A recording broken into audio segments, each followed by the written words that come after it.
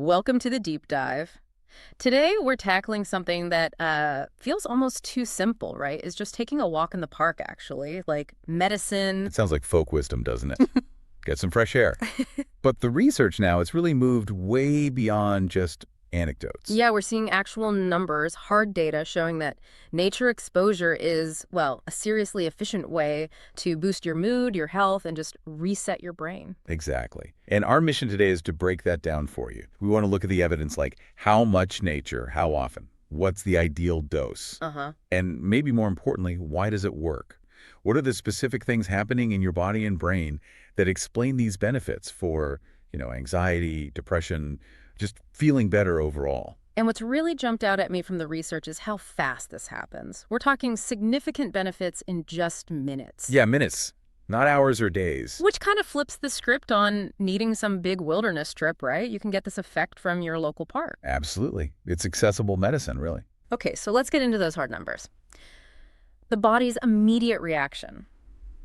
If we're thinking of this as a nature pill, how quickly does it work? What's the minimum effective dose? So the data, it's pretty consistent on this. You start seeing real positive effects physiologically and psychologically in as little as 10 minutes. 10 minutes. Wow. Yeah, which is huge, right? It means those super short, quick nature breaks during the day, they actually count. They do something. If you've only got 10 minutes, it's worth it.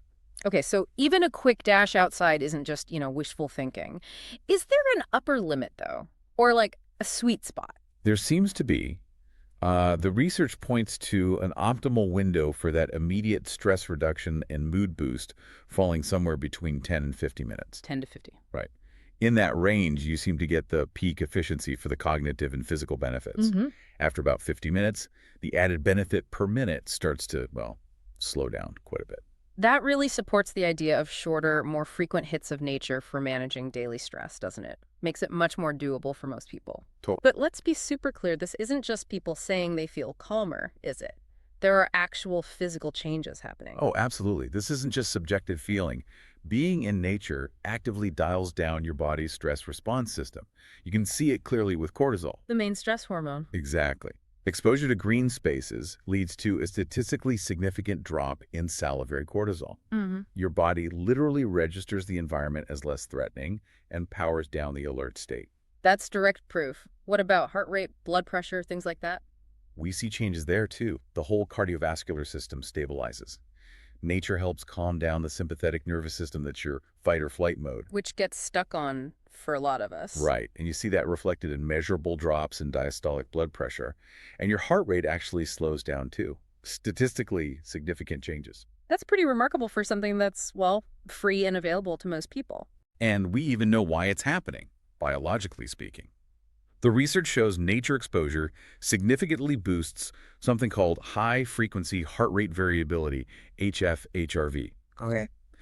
High HF-HRV is a marker of your parasympathetic nervous system, the rest and digest side being more active and having more control over your heart.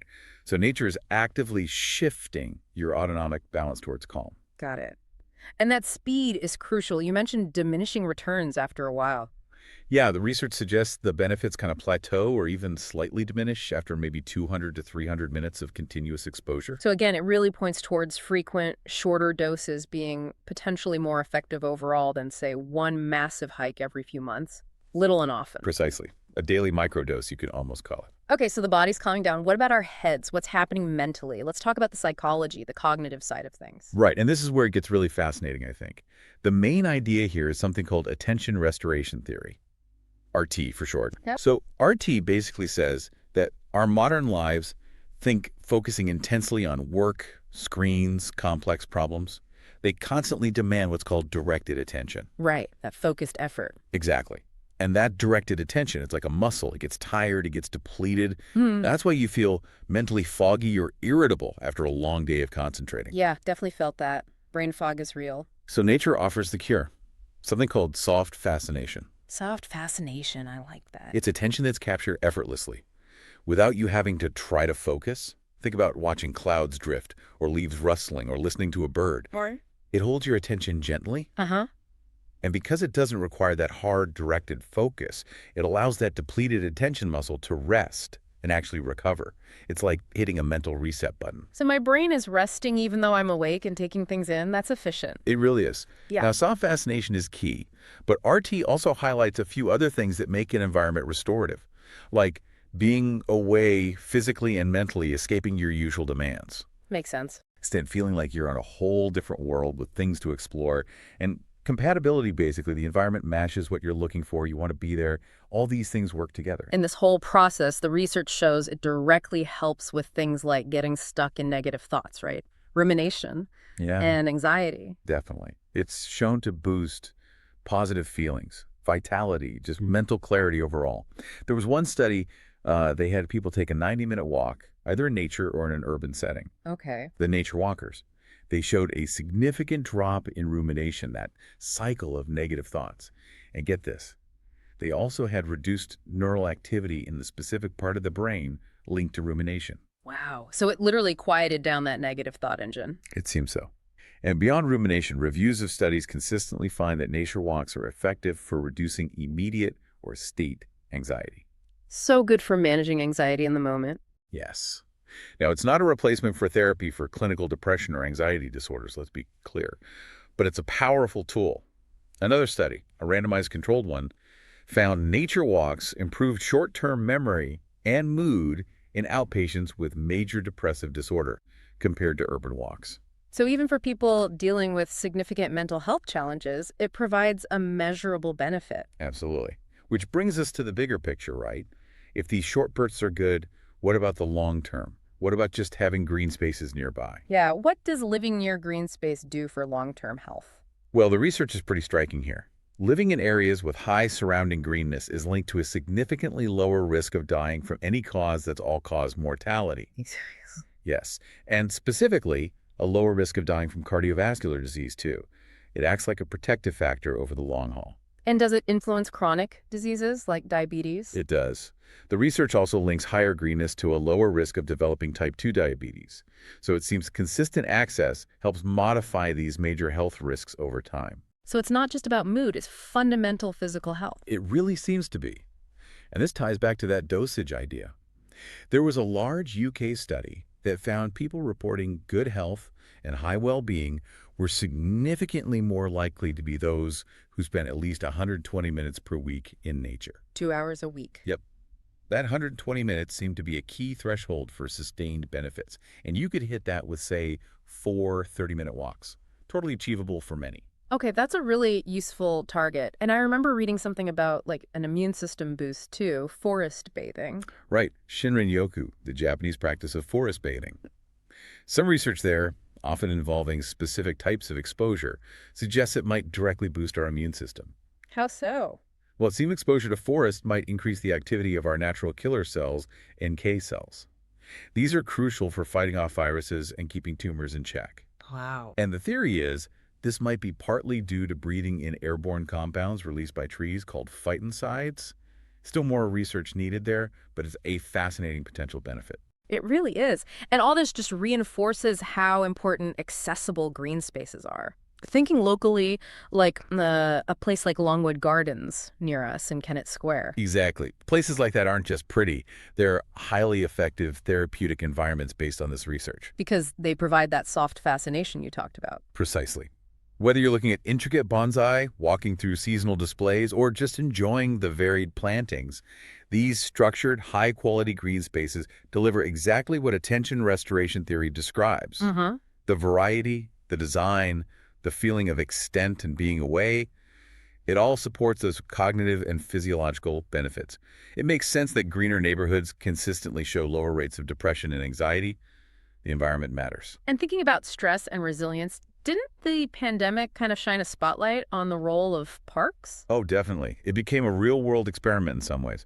Research from the UK during the lockdowns was particularly revealing. What did it show? It found that increases in the number of days people spent outside were directly linked, over time, with decreases in symptoms of depression and anxiety, and also increases in overall life satisfaction. So when everything else shut down.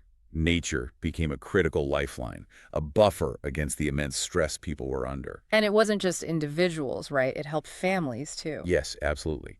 Studies showed park access was linked to better mental health for both kids and their parents, lower scores on standard distress questionnaires for both groups. Like the SDQ for kids and PHQ-4 for parents. Exactly those. And interestingly, it also encouraged more parents and kids to actually do activities together outdoors. So a family bonding benefit too. That's great. But there's a catch, isn't there? The research also flags some serious issues around equity and access. It's not always straightforward. No, it's not. And this is really crucial to understand. While we see that the health benefits of green space, like for cardiovascular health, are often even stronger for populations facing higher stress burdens, like Black communities or people in lower income neighborhoods. Okay. There's a major potential downside when we try to fix the lack of green space. It's called green gentrification. Green gentrification. Right. Can you break that down? What does that actually look like? Well, imagine a neighborhood that lacks parks gets targeted for a big greening initiative. New parks, cleaned up waterways, more trees. Sounds great, right? Yeah, it's positive. But that investment often makes the area much more desirable. Property values go up, rents go up. And the result can be that the original residents, often the very people who stood to benefit most from the green space and who might be more vulnerable economically, get priced out. They get displaced. So the project was maybe intended to help end up having to leave, and wealthier newcomers get the health benefits instead. That's the risk, exactly. It can inadvertently worsen inequities. So the research is pretty clear. If we want green infrastructure to genuinely improve community health for everyone, especially existing residents, those greening projects have to be paired with strong anti-displacement policies. Things like affordable housing protections, rent stabilization, community land trusts. It has to be about greening and justice, essentially. Precisely. Otherwise, we're just shifting the health benefits around, not expanding them equitably. Wow. Okay, so wrapping this up, the sheer amount of evidence really makes you think differently, doesn't it?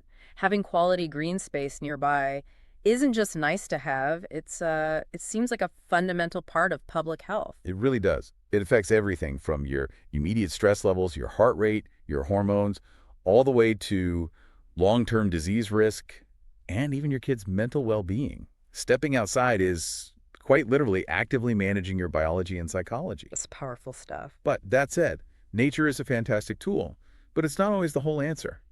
If you find you're still struggling with persistent anxiety or depression or high stress, even with incorporating nature breaks, it might mean there are deeper things going on that need addressing. And that's where professional support comes in. We want to thank our partners, Edward Jenny and Associates, for supporting this deep dive. They offer therapy both in person in West Grove, PA, and also telehealth across all of Pennsylvania. Yeah, their team can really help you dig deeper. They offer psychotherapy and also collaborative assessment to help you understand maybe the root causes of what you're feeling faster. It's all grounded in science. And they really focus on building that safe, trusting relationship. So if you feel kind of stuck, they work with things like anxiety, depression, relationship difficulties, helping you understand triggers, patterns, all of that. So if nature walks are helping, but maybe not enough on their own, Edward Jenny and Associates could be that next step. You can request an appointment or even book a free consultation to see if it's a good fit. Definitely worth exploring if you need more support. You can find all their contact info right there in the description for this deep dive. Check them out if you feel you need it.